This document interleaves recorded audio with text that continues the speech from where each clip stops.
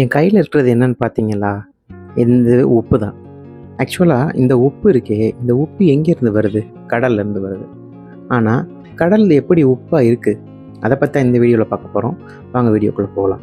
வீடியோக்குள்ளே போகிறதுக்கு முன்னாடி நம்மளுடைய சேனலை சப்ஸ்கிரைப் பண்ணாதவங்க கீழே இருக்கக்கூடிய சப்ஸ்கிரைப் பட்டனை ப்ரெஸ் பண்ணிக்கங்க. இந்த கடல் உப்பாகிறதுக்கு 2 காரணங்கள் இருக்குது. ஒன்று புவியியல் ரீதியாகவும், இன்னொன்று நீர் சுழற்சி மூலியமாகவும் கடல் உப்பாகிறதுக்கு மாற்றங்கள். இந்த கடல் எப்படி உப்பாக மாறுது அப்படின்னா, மேகத்திலேருந்து மழையாக பொழியுது. இப்போ மழையில் அமிலத்தன்மை அதிகமாக இருக்கும். இப்போது இந்த மழை நீர் அருவியாக மாறும். சில காடுகளில் அருவியாக கொட்டும். இந்த அருவிகளில் கொட்டக்கூடிய தண்ணி நேராக கீழே இருக்கக்கூடிய பாறைகளில் படும். இந்த பாறைகளில் already sodium, chloride, magnesium, calcium போன்ற தாது உப்புகள் அதிகமாகவே இருக்கும். இப்போ இது அது மேலே படும்போது என்ன ஆகும்? இது ஒரு அமிலமாக கிரியேட் ஆகும், ஒரு ரியாக்ஷன் ஏற்படும். ஸோ இந்த தண்ணி நேராக போய் கடலில் போய் கலக்குது. இப்போ இங்கே தான் ப்ராசஸ் ஸ்டார்ட் ஆகுது.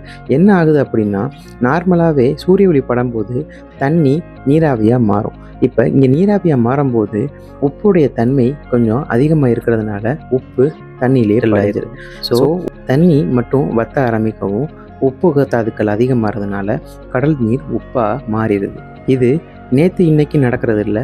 பல பில்லியன் கோடி ஆண்டுகளுக்கு முன்னாடி இந்த பூமி படைக்கப்பட்டதுலேருந்து இந்த ப்ராசஸ் தான் நடந்துக்கிட்டு இருக்கு. உங்களை பேருக்கு இந்த கடல் உப்பாக மாறுறது அப்படிங்கிறத கமெண்டில் சொல்லுங்கள்.